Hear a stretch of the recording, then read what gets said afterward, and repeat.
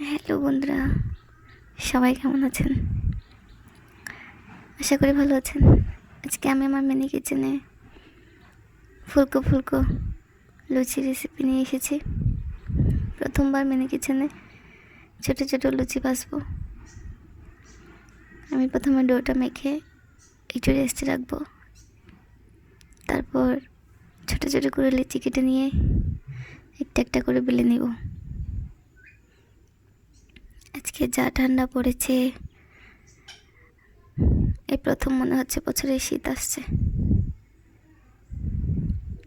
তাই ভাবলাম মিনি কিচেনে ফুলকো ফুলকো লুচি ভাজি।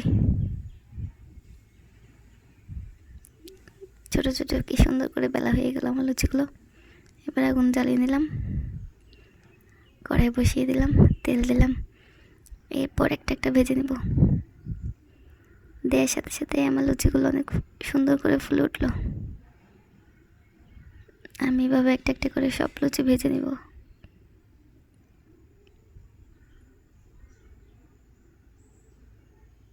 আমার লুচি ভাজা হয়ে গেল।